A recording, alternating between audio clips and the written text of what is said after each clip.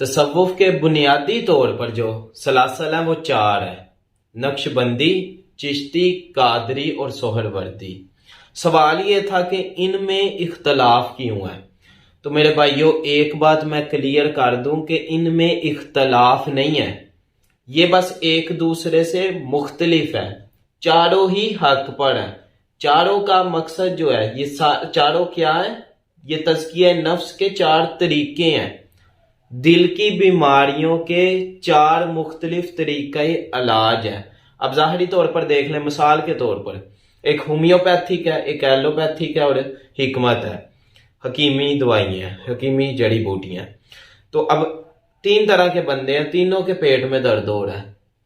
تو ایک کہتا ہے کہ مجھے حکمت سے آرام آتا ہے، جڑی بوٹیوں سے آرام آتا ہے، نہ مجھے ہومیوپیتھک سے آرام آتا ہے، نہ مجھے ایلوپیتھک سے آرام آتا ہے۔ دوسرا بندہ وہ کہہ رہا ہے نہ مجھے حکیم کی دوائیوں سے آرام آتا ہے، نہ ایلوپیتھک سے آتا ہے، مجھے تو ہومیوپیتھک سے آرام آ رہا ہے۔ تو تیسرا کہتا ہے کہ مجھے نہ ان دونوں سے آتا ہے، مجھے تو ہومیوپیتھک سے آرام آتا ہے۔ یعنی کہ تینوں کا مقصد کیا تھا؟ مریض کو ٹھیک کرنا۔ اسی طرح ان چاروں سلاسل کا جو مقصد ہے وہ تزکیہ نفس ہے، نفس کی بیماریوں کو دور کرنا، بندے کو رب کا قرب دینا۔ مثال کے طور پر ایک اور مثال آپ کو دیتا ہوں کہ کسی نے لاہور جانا ہے تو اس کو کئی راستے لگتے ہیں، وہ ادھر سے بھی جا سکتا ہے، وہ اگلے روڈ سے بھی جا سکتا ہے، وہ ادھر والے روڈ سے جی ٹی روڈ سے بھی جا سکتا ہے، لیکن منزل کیا ہے؟ لاہور پہنچنا۔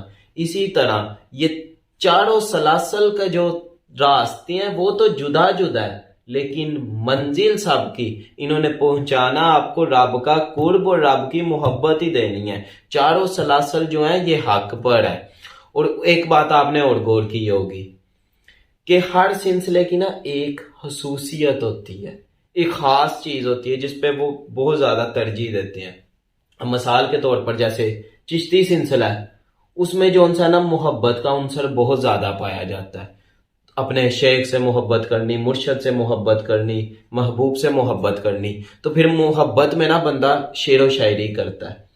اس سلسلے میں بہت زیادہ شاعر آئے ہیں چشتی سلسلے میں، تو مشہور ان کے اولیاء اللہ، ان سلسلے کے بزرگوں نے بھی جو سا شعر و شاعری کی ہے، جیسے مشہور بزرگ ہیں حضرت خواجہ معین الدین چشتی اجمیری۔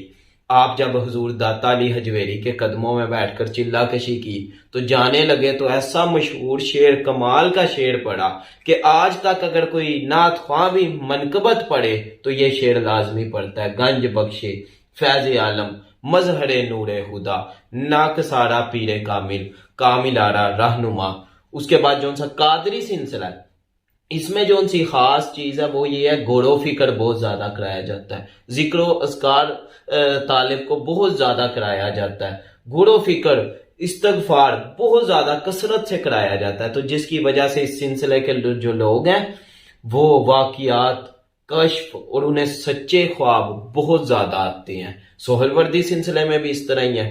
تو ہمارے نقش بندی سلسلے میں کیا ہے، جس کی آج ہم خصوصیات پر، فضیلت پر بات کریں گے۔ مقصد یہ نہیں کہ باقی سلسلوں کی خصوصیات یا فضیلت نہیں ہے، وہ سلسلے بھی بہت اعلیٰ ہے، کیونکہ آج ہم سلسلہ عالیہ نقش بندیہ پر گفتگو کر رہے ہیں۔ تو اس سلسلے میں جو سب سے زیادہ چیز پائی جاتی ہے، باقی سلسلوں میں بھی ہے لیکن اس میں ایکسٹرا پائی جاتی ہے، وہ یہ ہے کہ اس سلسلے کے لوگ جو ہوتے ہیں وہ سنت کے پیروکار بہت ہوتے ہیں، سنت کی پیروی بہت کرتے ہیں۔ یہاں تک کہ مجدد پاک نے بھی ملفوظات میں فرمایا کہ سب سے زیادہ جو باشرع لوگ ہوں گے وہ میرے سلسلہ عالیہ نقش بندیہ مجددیہ کے لوگ ہوں گے۔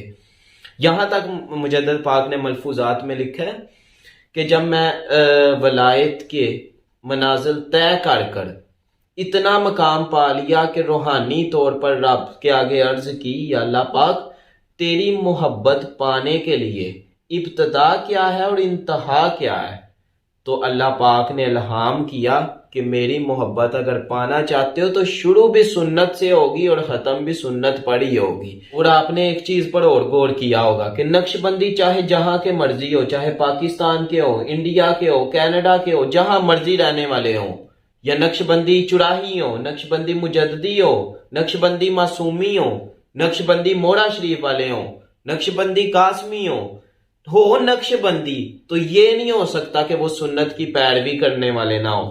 آپ نے دیکھا ہوگا ان کے سر جو ہوں گے وہ امامے یا ٹوپیوں سے ڈھکے ہوئے ہوں گے، اور ان کے چہرے جو ہوں گے وہ سنت رسول سے سجے ہوئے ہوں گے۔ اور ایک اور بات، باقی سلسلے جون سے ہیں نا، قادری، چشتی اور سہر وردی، یہ پہلے آئے ہیں، نقشبندی سلسلہ یہ بعد میں آیا ہے پہلے، لیکن ان سلسلوں میں جون سا نا بہت زیادہ پڑھائیاں، بہت زیادہ مشقت کروائی جاتی تھی مرید سے، لیکن نقشبندی جو ان سا سلسلہ یہ اقرب ہے، یہ آسان ہے، یہ شارٹ کٹ ہے رب کا قرب دلانے کے لیے مرید کو۔ حضرت خواجہ بہاؤالدین نقشبند کہتے ہیں کہ آپ راتوں کو سجدے کی حالت میں رویا کرتے تھے کہ یا اللہ پاک، اب لوگوں میں اتنی ہمتیں نہیں رہی کہ وہ اتنی دیر چلے کاٹ سکیں، اتنی دیر پڑھائیاں کر سکے، مجھے کوئی ایسا طریقہ بتا دے، ایسا مجھے سلسلہ عطا کر دے جو اقرب ہو، جو آسان ہو، جو شارٹ کٹ ہو۔ اللہ پاک نے حضرت خواجہ بہاؤالدین شاہ نقشبند کی دعا قبول کرتی تو آپ کو سلسلہ عالیہ نقشبندیہ تحفے میں عطا کر دیا۔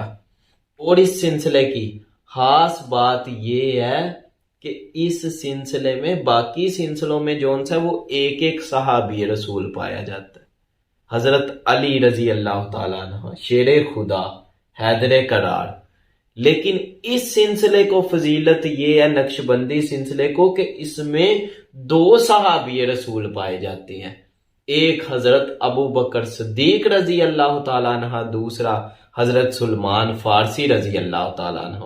اور حضرت ابو بکر صدیق وہ صحابی ہیں کہ انبیاء، تمام علماء کا اس پر اتفاق ہے کہ تمام انبیاء کے بعد جو افضل ہستی ہے وہ حضرت ابو بکر صدیق رضی اللہ تعالیٰ عنہ ہے۔